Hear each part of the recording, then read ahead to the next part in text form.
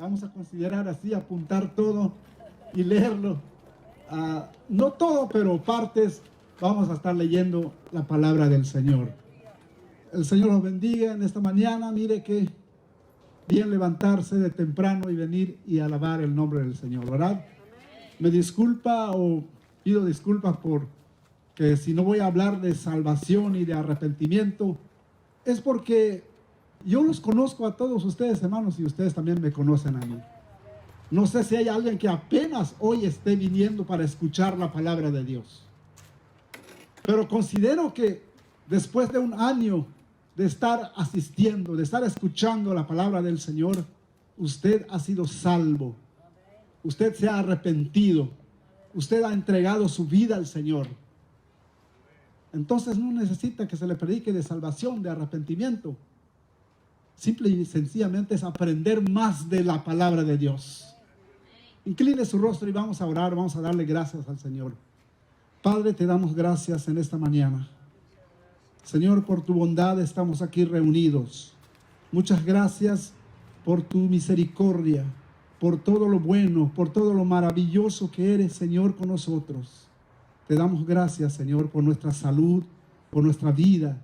Y marcamos al enemigo, Señor Jesús, y le decimos de que no tiene parte, Señor, en este lugar. Porque tus hijos, Señor, han reconocido que tú eres el único Dios al cual debemos adorar, al cual debemos servir, al cual debemos honrar con todas nuestras fuerzas, con todo nuestro corazón y con todo nuestro entendimiento. Gracias, Señor, por esta rica y bella oportunidad que nos das de estar aquí en este lugar. Gracias, Padre. Amén y amén. Aunque no estamos adentro del santuario, pero la Biblia dice que es del Señor toda la tierra, ¿verdad? Mía es la tierra y su plenitud, dice. Así que usted está en un territorio del Señor. En el momento mismo que usted pisa la tierra, ¿se acuerda usted de que el Señor dice de que su palabra no pasará? La tierra puede pasar, el cielo también puede pasar, pero su palabra no pasa. Así que si usted está parado sobre la tierra y el cielo está sobre usted, todavía su palabra permanece, ¿verdad? Todavía su palabra es firme. Así que en esta mañana, hermanos, vamos a leer una porción bíblica. Tenemos que ir a varios pasajes de la Biblia, pero me gusta siempre decirle a usted esta porción bíblica, que la palabra de Dios es el libro de texto de todo cristiano.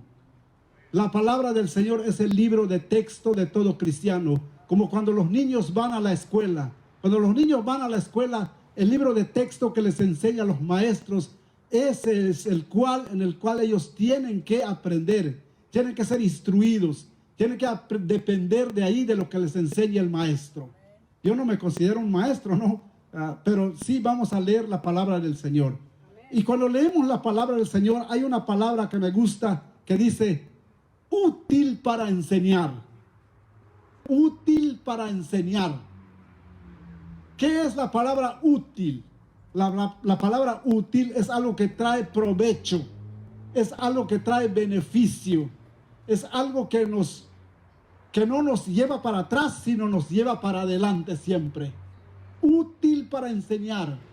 La palabra del Señor, si le abres tu mente, le abres tu corazón, te va a llenar. Porque dice que de la abundancia del corazón, ¿qué pasa? Habla la boca. ¿Y qué cosas va a salir de allí?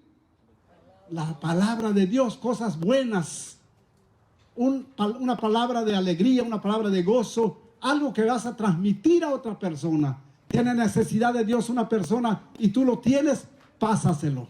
Tiene necesidad una persona de sanidad y tú eres sano por la gracia de Dios, pásaselo. Dale esa porción bíblica o dale todo lo que el Señor dice. Toda la escritura es inspirada por Dios y útil para enseñar. Necesitamos ser enseñados, acudamos a la palabra del Señor. Necesitamos ser redarguidos, volvamos a la palabra del Señor. Como hijos de Dios, a veces el enemigo viene y nos llena la cabeza de tantas cosas. Fallamos en muchos lados de lo que se nos viene a la mente o lo que vemos, pero hay que ser redarguidos, hay que ser corregidos, hay que ser instruidos. La porción bíblica que estoy leyendo está en 2 de Timoteo 3:16.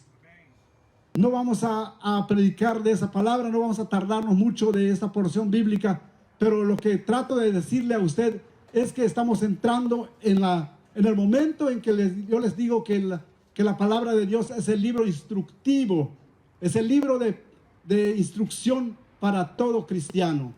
Como en las escuelas seculares, los libros que utilizan los maestros se dedican a escudriñar, a sacar los puntos claves que va a aprender un alumno en esa mañana, en esa tarde, en tal hora. Entonces, hoy como en la mañana del domingo, no sé, son como las 9:10 o las 9 de la mañana, nuestro punto focal o nuestra vista tiene que ser dirigida en la palabra de Dios. Esa palabra que nos llena, esa palabra que nos enseña, que es útil para guiarnos a toda verdad, no a media verdad. La palabra de Dios no es media verdad. Y la verdad te va a sacar para conocer cuál es la media verdad.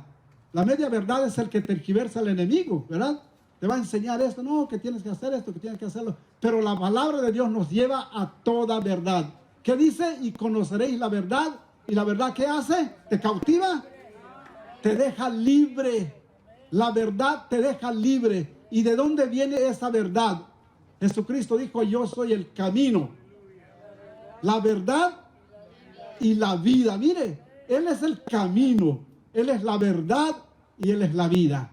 Si tú lo tienes a Él, estás en el camino. Si tú lo tienes a Él, estás en la verdad. Si tú lo tienes a Él, tienes la vida.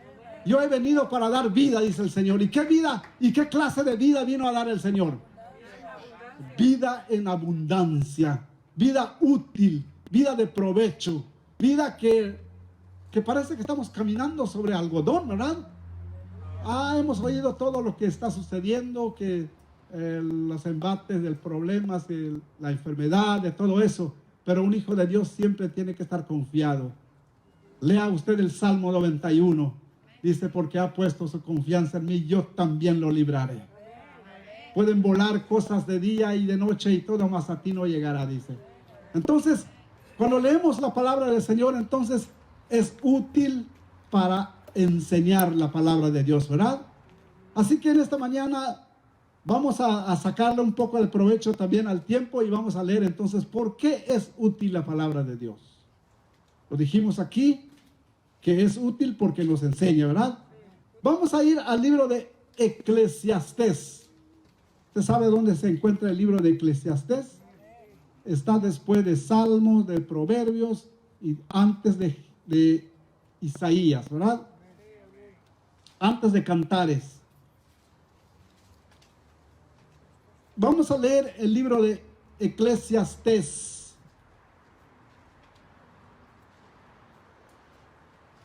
Como dijimos antes, la palabra de Dios es útil para enseñar. Ok, estamos aprendiendo de la palabra del Señor entonces. Dice aquí, el capítulo 3 del libro de Eclesiastés. ¿Ya lo tienen? Vamos a leer una porción de esta porción bíblica. Dice, todo tiene su tiempo y todo lo que se quiere debajo del cielo tiene su hora. Tiempo y hora. Tiempo y hora. El tiempo es el cronos, lo que marca su reloj. Y lo que marca su reloj es la hora. ¿Verdad? Tiempo y hora. Entonces, antes de avanzar más allí en esa porción bíblica, vamos a hacer un poco de historia para saber qué significa la palabra Eclesiastés. ¿Algunos lo saben? ¿Algunos? Yo creo que sí, algunos saben qué significa la palabra Eclesiastés. A muchos dicen de que Eclesiastés es alguien que habla en una asamblea, un predicador, uno que dicta la palabra, uno que se sienta enfrente de mucha gente. En ese caso, entonces, la palabra Eclesiastés o predicador es alguien que habla, una persona que se dirige a otro en grupos, como por ejemplo en una iglesia, en una congregación. Alguien hace muchos años estaba hablando con un amigo que se llama Luis y me dice, Yo creo que la palabra predicador quiere decir también hablador. Y dice, pero no lo voy a decir así porque la palabra hablador, pues nuestro latinismo y nuestra idiosincrasia lo ha hecho una palabra peyorativa. Y decir hablador o habladora, estamos señalando a alguien, dice.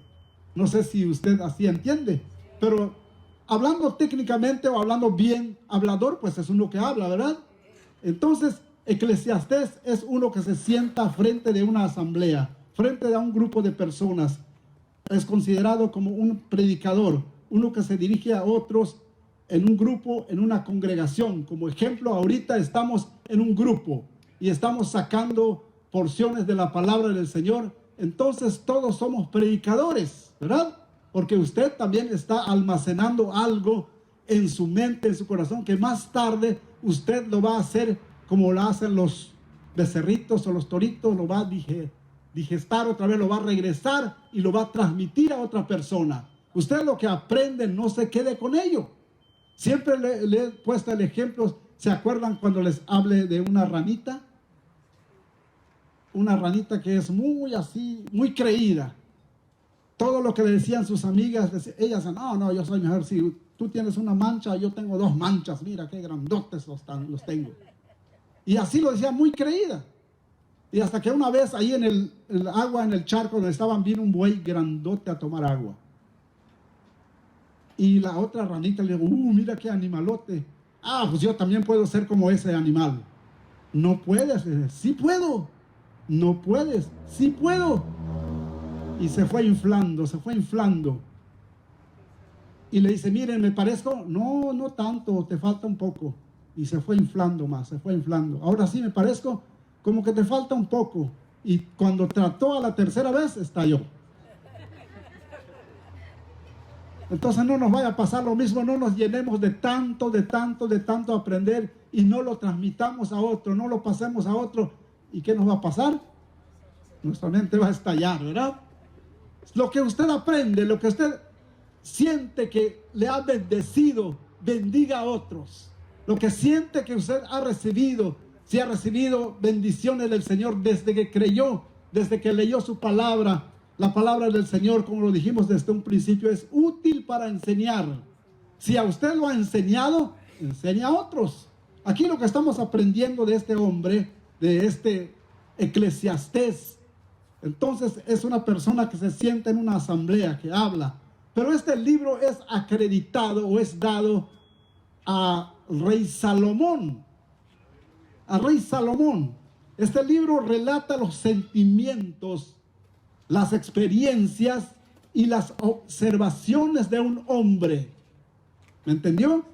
Este libro relata los sentimientos, las experiencias y las observaciones de un hombre. Por supuesto que es de un hombre sabio, porque a través de todas las páginas que leemos, no es una palabra de chiste, no es una palabra que te esté aconsejando cómo hacer tus compras para que no gastes mucho dinero. No es que te esté diciendo aquí cómo vas a preparar tu comida todos los días. No, es algo que nos eleva más, tanto intelectualmente como espiritualmente.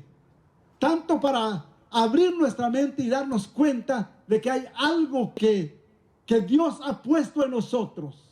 Este hombre que se llama Salomón, Dios lo llenó de sabiduría. La Biblia nos dice que en ese tiempo de Salomón había hombres sabios. Los orientales, Etam, Gemán, Calcol, Darda, hijos de un tal Maol. Eran hombres de alta sabiduría. Eran hombres sabios, pero Salomón los traspasó, porque esta sabiduría que vino de Salomón se lo puso Dios. No fue una sabiduría estudiada, no fue una sabiduría que compró cientos de libros para leer y leer. La Biblia tiene 66 libros, pero también te puede hacer sabio si lo pones en tu mente, si llenas tu corazón de estos 66 libros. La Biblia nos dice que Él volverá por nosotros y encontrará fe. La fe es llenarnos de Él, de creer de que este libro es la palabra de Dios, inspirada por el Espíritu Santo, útil para enseñarnos, ¿verdad? Entonces, Dice la Biblia de que Salomón fue más sabio que, la sabiduría de él fue más sabio que todos los orientales y entre todos los egipcios. No había nadie que superara a Salomón. Pero si seguimos leyendo, nos damos cuenta que este libro no es un sacerdote el que hace uso de la ley escribiendo aquí, ni un profeta que hiciese uso de la palabra, sino un sabio, un hombre meditando profundamente de cuánto ha obtenido en esta vida, pero que al mismo tiempo le es trabajoso y difícil llegar a la conclusión de que qué provecho tiene el hombre de todo su trabajo con que se afana debajo del sol. Mire, muchos escritores dicen que cuando escribió Eclesiastés había perdido lo que es la sabiduría que Dios le dio. Porque tanta sabiduría que Dios le dio, lo aprovechó tanto para enseñar, pero también para hacer un tropiezo para él. Si nos vamos al libro de Reyes, capítulo 11, quiero que lea conmigo esta porción bíblica.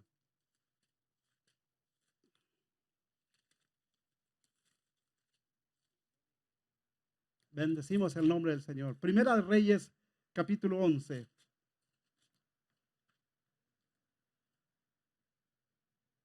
Dice, y cuando Salomón era ya viejo, sus mujeres inclinaron su corazón tras dioses ajenos, y su corazón no era perfecto con Jehová su Dios, como el corazón de su padre David.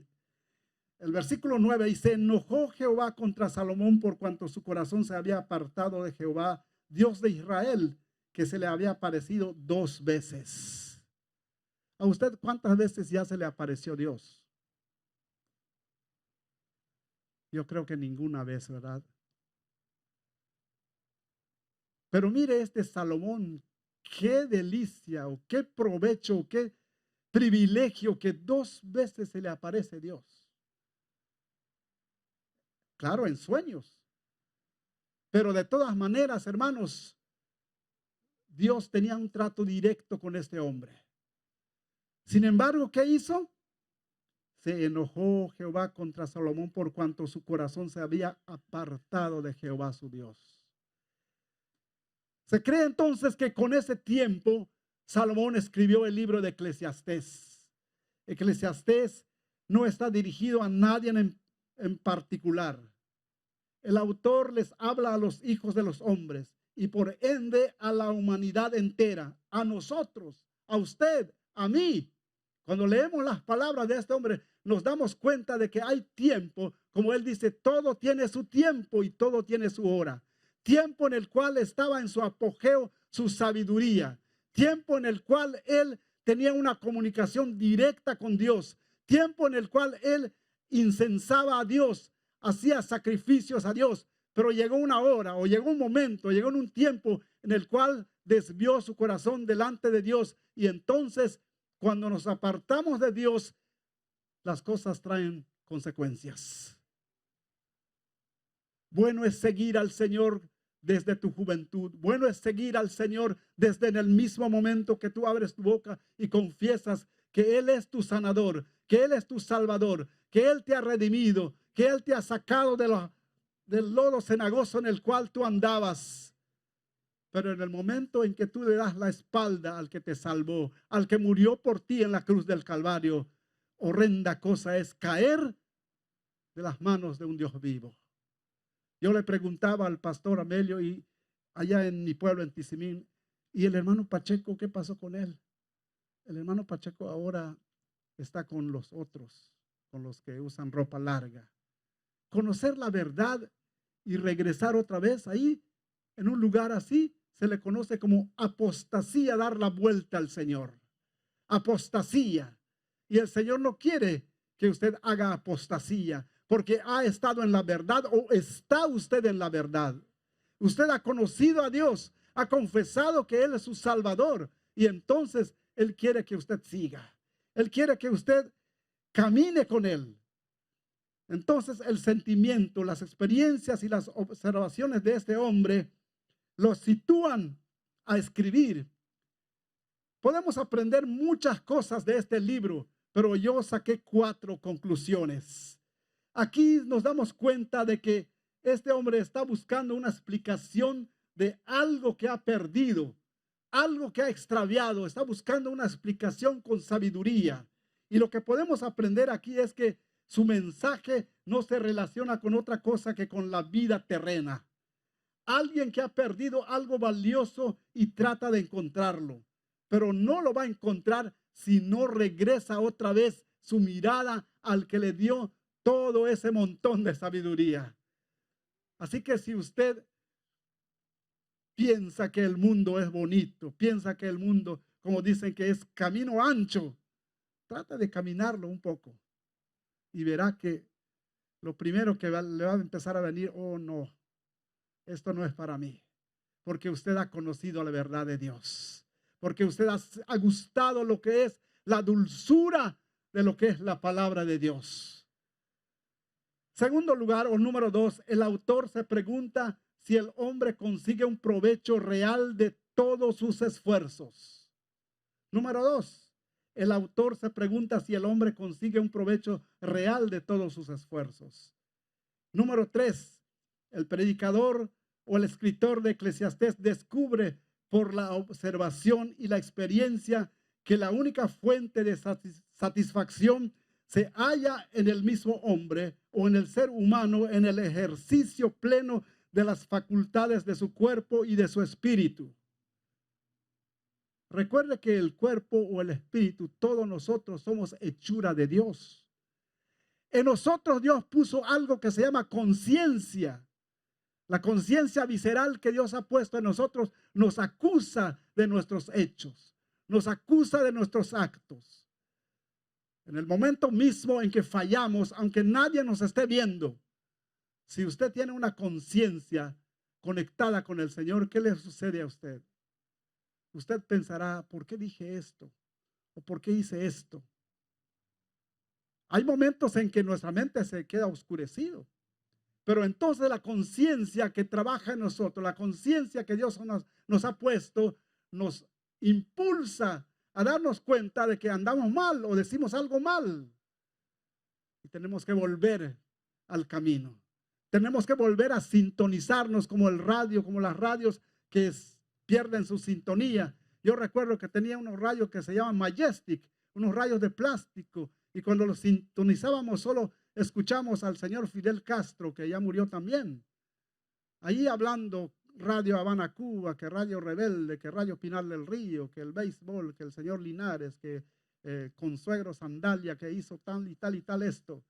Pero teníamos que moverlo para buscar, a ver si captaba Texas, El Paso, Texas, Radio La Voz de la Amistad, donde cantaba Tony Sauceda, donde canta el hermano Bonilla y todo eso. Hay que moverlo, sintonizarlo. Así está nuestra conciencia, nos sintoniza para volver a las cosas buenas. Entonces, estamos hablando de número 3, ¿verdad?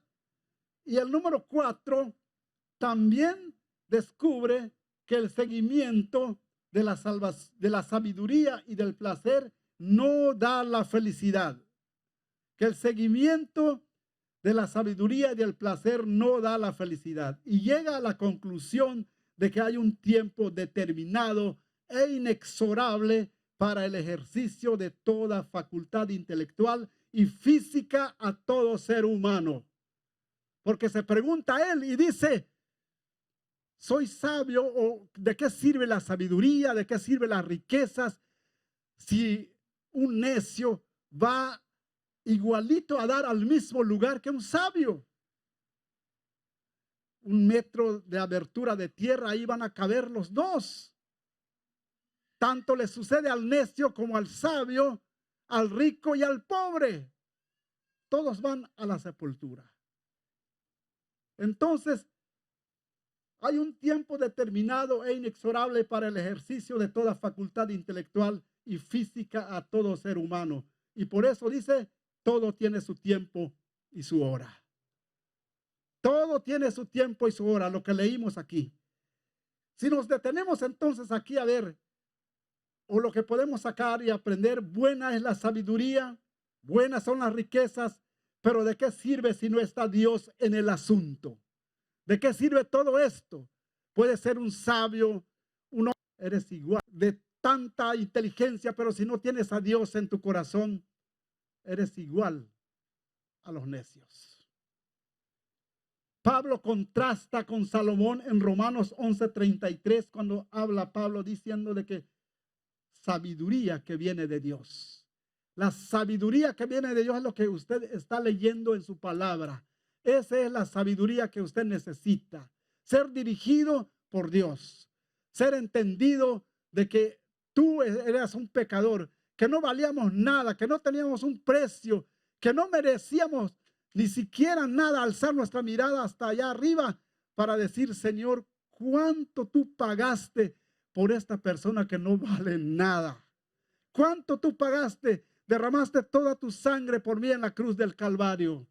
Gracias, Señor. ¿Merecemos que alcemos nuestras manos y le demos gracias a Dios por esto o no? Vale la pena, ¿verdad? Porque Él derramó su sangre en la cruz del Calvario. Yo que merecía la muerte, usted que merecía la muerte, Dios dio su vida por usted. Dice que como cordero fue llevado al matadero, enmudeció y no abrió su boca a causa de nuestro pecado. Y si tenemos un montón de pecado, Él dice que lo quita tan la distancia del oriente donde sale el sol hasta donde se oculta. Dice que allí tira nuestros pecados o lo tira en lo profundo del mar y jamás se acuerda de Él. Así es la bondad del Señor con nosotros. Así es la bondad de Dios, tanto que nos dio este libro y nos dice allá, este libro es útil para ti, para que seas enseñado, para que seas redarguido, para que vuelvas a mí. Alguien pregunta, pero Señor, ¿quién ha creído nuestro anuncio? Dice el profeta. ¿Quién lo ha creído? Y mire cuántos han creído. Aquí hay un montón, somos muchos, ¿verdad? Que hemos creído al Señor.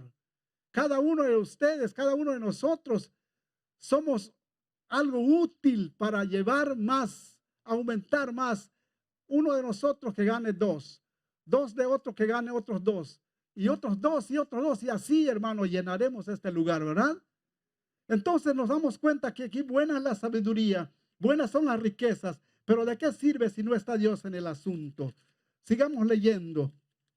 La palabra del Señor nos dice aquí, las riquezas y la sabiduría son frecuentemente perniciosas y en todo caso menos deseables que la salud. ¿Escuchó bien? Las riquezas y la sabiduría son frecuentemente perniciosas y en todo caso menos deseables que la salud. Porque ¿quién desea ser sabio y rico, pero postrado en una cama? ¿De qué me va a servir la sabiduría? ¿De qué me va a servir que yo tenga un montón de dinero en el banco, pero si estoy inutilizado en una cama, aunque la cama cueste miles de dólares, aunque esté en el mejor hotel, aunque esté mejor en un mejor hospital acostado, pero si no tengo a Dios en mi corazón, de nada sirve la sabiduría y la riqueza. En la sabiduría no encuentras salvación. En las riquezas tampoco tienes segura una salud. Buena es la sabiduría con Dios en tu corazón y serás rico en el cielo con el que pagó tu salvación. No es condenable la sabiduría ni las riquezas si tienes a Dios en tu corazón, porque la sabiduría te guiará a un buen fin y las riquezas te facultarán a ayudar a otros menos afortunados que tú. A menos que seas de Monterrey. Los de Monterrey dicen que no pueden ponerle a sus hijos el nombre Gastón, porque Gastón pues se está gastando. Entonces, dice aquí, porque la sabiduría te guiará a un buen fin y las riquezas te facultarán a ayudar a otros menos afortunados que tú. ¿Qué dice la palabra del Señor? Si alguien te quita tu capa o tu manto, déjale que lo lleve. Mejor dale otra prenda. Así es la bondad del Señor. Al que tiene se le dará más. Recuerde cuando se le fueron dados los talentos a aquellas 3 personas. A uno le dieron 5, a otro le dieron 2, a otro le dieron 1. Son 8 talentos. Y digo, estaba leyendo esa porción bíblica, Señor, ¿por qué son 8? ¿Por qué no fueron 10? Y que se le dé 2 y 2 y 2 a cada uno. Que sean 5 personas que le den a 2 talentos. Pero no podemos entender la sabiduría del Señor ni por qué sus razones hace eso, ¿verdad? 8 talentos. Y esos 8 talentos los dividió en 3 personas. A uno le dio 5, a otro le dio 2, a otro le dio 1. Al que le dio 5, ¿qué hizo esa persona? Lo duplicó y mire, trajo 10 talentos. Al que le dieron 2, ¿qué hizo? Lo duplicó y trajo 2 talentos. Al que le dieron 1, ¿qué hizo? Lo triplicó. Dice que sacó su propio dinero para no gastar el talento. Compró una barreta, compró un pico, una pala y escarbó. Y mire, gastó más, ¿verdad? Gastó esfuerzo, gastó todo eso, escarbó y enterró aquel talento. Y cuando el dueño de los talentos vino y dijo, quítenle ese, porque al que tiene, aún al que no tiene se le quitará y se le dará al que tiene. Siéntese por un momento o cavile por un momento y diga, Señor, ¿cuántos talentos me habrás dado? ¿Será que a usted le dio 5 el Señor? ¿Le dio 2? ¿Le dio 1? Examínese después, no lo haga ahorita porque se va a distraer y no va a prestar atención. Cuando usted esté solito, cuando esté leyendo las porciones bíblicas, lo esté comparando lo que hemos leído aquí, si es útil para enseñar, léalo, lea también Eclesiastés y entonces vea, Señor, ¿cuántos talentos tengo yo? ¿Serán los 5? ¿Serán los 2? ¿Serán los 1 nada más?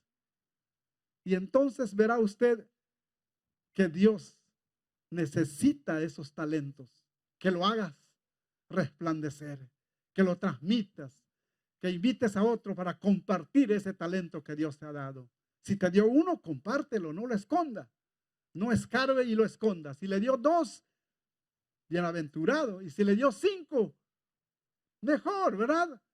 Multiplíquelo. Mire, cuando leemos esto, la sabiduría y el entendimiento nos faculta entender los tiempos en los cuales estamos viviendo. ¿Y cuáles son esos tiempos en que estamos viviendo? Cuando leemos la palabra del Señor y nos damos cuenta de que es útil para enseñar, nos está enseñando para que entre esa sabiduría y darnos cuenta, como dice este hombre, todo tiene su tiempo y todo tiene su hora. ¿Cuánto tiempo ha pasado desde que el Señor vino a interrumpir o a irrumpir en la vida del mundo? Hace más de 2000 años se dividió el tiempo. El Antiguo Testamento se dividió en 2. El tiempo se contaba de atrás o de adelante para atrás. Y ahora no, desde la venida de nuestro Señor Jesucristo, el tiempo se cuenta desde el año 1, cuando nació el Señor. Por eso hay DC y AC, antes de Cristo y después de Cristo. ¿Qué estamos viendo aquí entonces?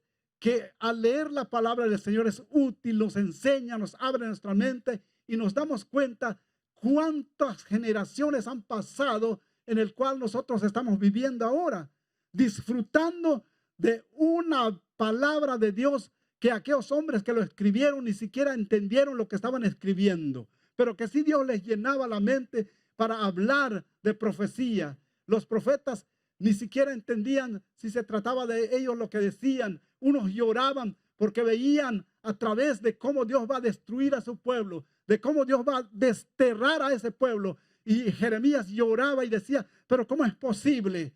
Pero esta gente que Dios los sacó bajo yugo de esclavitud, los llevó a asentar en una tierra que fluye leche y miel, casas que no trabajaron, tierras que no trabajaron. Esta gente le dio la espalda al Señor, a su Salvador, que los había sacado bajo yugo de esclavitud.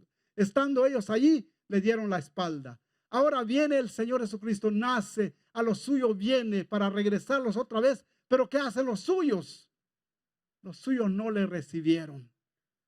Por eso es que entonces, cuando leemos la palabra del Señor y es útil para enseñarnos, nos damos cuenta de que ahora somos más bienaventurados porque entendemos lo que sucede, lo que le sucedió a aquellas personas. Los escritores bíblicos dicen que todo esto se escribió para amonestación nuestra, porque ni siquiera Job entendió por qué estaba sufriendo.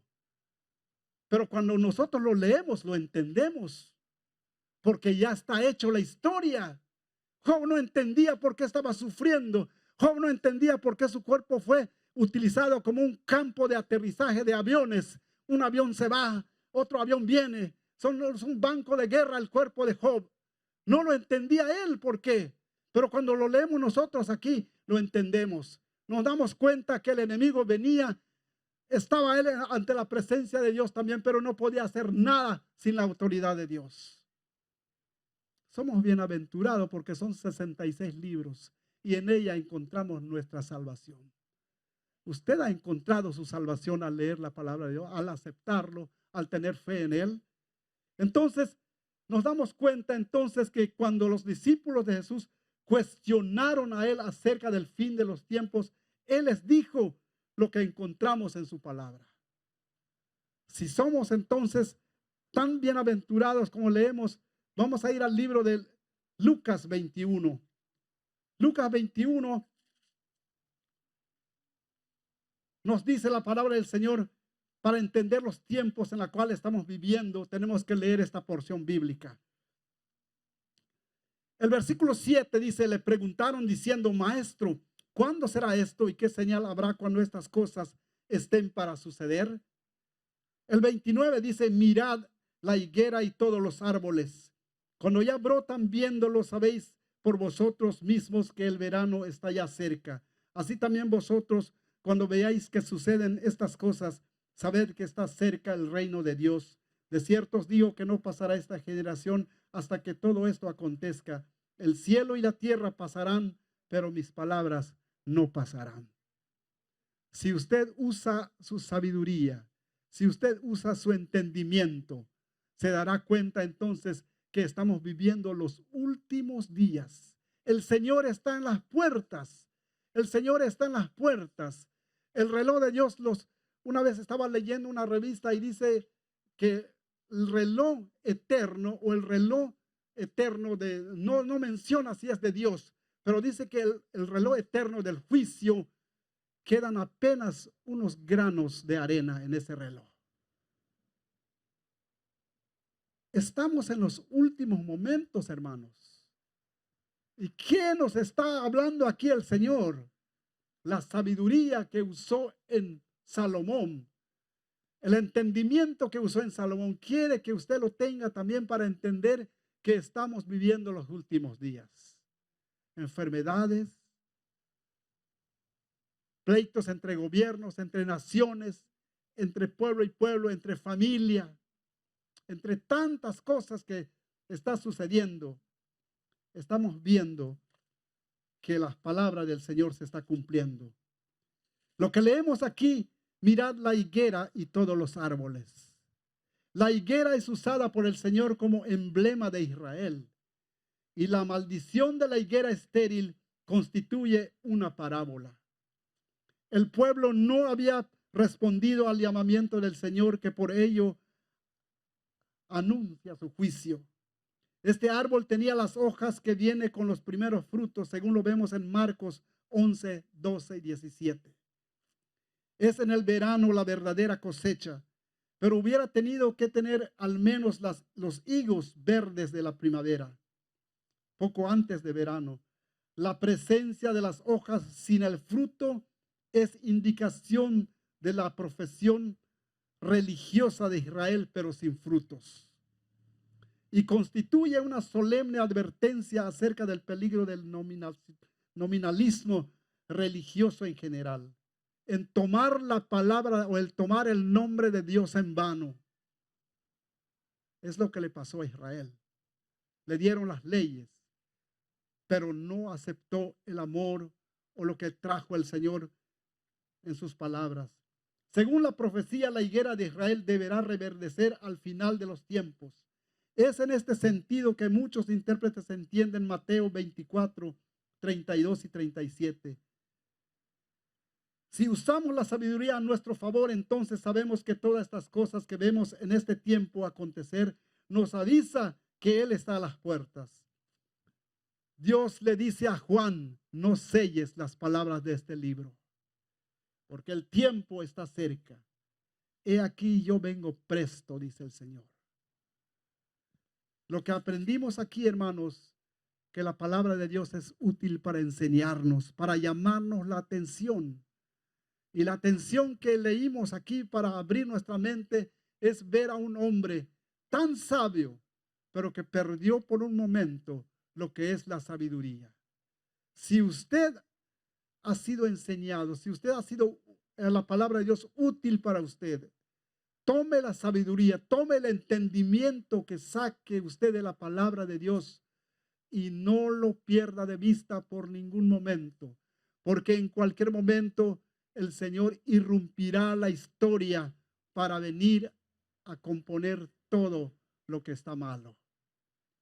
La Biblia nos dice que la naturaleza misma gime a causa de la maldición, pero usted dice, cuando veáis suceder todas estas cosas, erguíos vuestras cabezas, porque vuestra redención está cerca. Está más cerca cuando usted creyó. Si usted creyó hace 10 años, no diga, no es cierto, no va a venir el Señor. Mire, hace 10 años que estoy escuchando que están diciendo que viene y viene y viene. Pero no, hermano, no engrose su corazón. No le vaya a suceder como a Israel. Nos dice aquí que el Señor vino. Alguien aquí, un sabio o una persona, menciona y dice, bueno, si el Señor entonces es Dios un árbol, ¿por qué si en el libro del Antiguo Testamento le advierte a aquellos hombres cuando entréis a pelear contra una ciudad, no taléis los árboles porque el árbol no es hombre para que venga contra ti a pelear? ¿Y por qué contradice su palabra? No es contradicción en la palabra del Señor, sino es un símbolo. El Señor en su profundo amor vio la necesidad de maldecir a un árbol porque estaba comparando lo que quería recibir de Israel. Él le dice que él plantó una viña y lo rentó a labradores, pero entonces en su tiempo él envió a recibir la cosecha o a recibir la retribución de lo que él había cosechado. Pero ¿qué hizo estos hombres? El Señor les dice en parábolas, agarraron y lo estropearon y lo enviaron con las manos vacías. Este dueño de la viña envió otro trabajador y lo mismo le hicieron. Y envió otro, un tercero, y lo mismo le hicieron. ¿Y qué hizo el dueño de esta viña? Envió a su propio hijo, pensando que quizás enviando a mi hijo le tengan compasión, le paguen la retribución que necesita. Pero ¿qué hicieron estos hombres? Dice, agarraron al hijo y lo mataron. ¿Qué hará el dueño de esta viña cuando regrese? Qué gran pregunta, ¿verdad? Israel, no debemos de hablar mal de ellos, porque gracias a Israel tenemos nuestra salvación. Pero la misma palabra de Dios nos dice de que no debemos de creernos.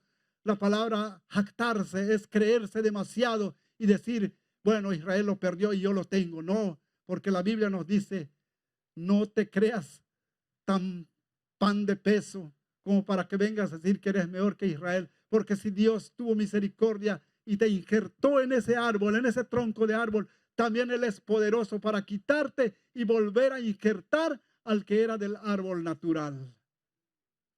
Tenemos que darle gracias a Dios por la salvación que tenemos. Gracias a Israel. Gracias a ellos. Bendecimos siempre. Dice, orad por Israel. Orar por el pueblo de Dios. Oramos por ellos. Por eso la Biblia nos dice que es útil para aprender, útil para enseñar, útil para redarguirnos, útil para llevarnos ante Él. Buscamos la presencia del Señor. Así que, hermanos, en esta mañana, usted ha entendido un poco de esta palabra. Léalo. Considere el libro de Mateo. Ahí le va a hablar más el Señor. El libro de Mateo 24, el 32 y el 33. Márquelo en su Biblia. Léalo. Lea el libro de Lucas, capítulo 21. Lea el libro de Marcos 11, 12 y 17. Lea el libro de Eclesiastés, el libro de Proverbios. Todo cuanto tenga tiempo. Marque un tiempo en el cual usted pueda sacar porciones bíblicas que lo van a engrandecer más en sabiduría, más en entendimiento, para saber que el Señor está en las puertas. La Biblia dice, cuando veáis suceder todas estas cosas, ¿qué estamos viendo que está sucediendo? Ahora hay espanto, hay personas que quieren ir a comprar rápidamente, pero no le van a vender mucho, porque están marcadas las mercancías. Dice, solo podrás llevar una pieza, 2 piezas. Mire, el miedo está entrando. El miedo está entrando por tanta enfermedad que está viniendo. Pero las plagas, dice que no tocará plaga tu morada, dice el Señor. Confiemos en Él. Confiemos. Si usted tiene a Dios en su corazón, levante las manos, póngase de pie y diga: Señor, aquí estoy. Póngase de pie en esta hora. Vamos a darle gracias. Padre, te damos gracias. Hemos leído porciones, Señor, de tu palabra.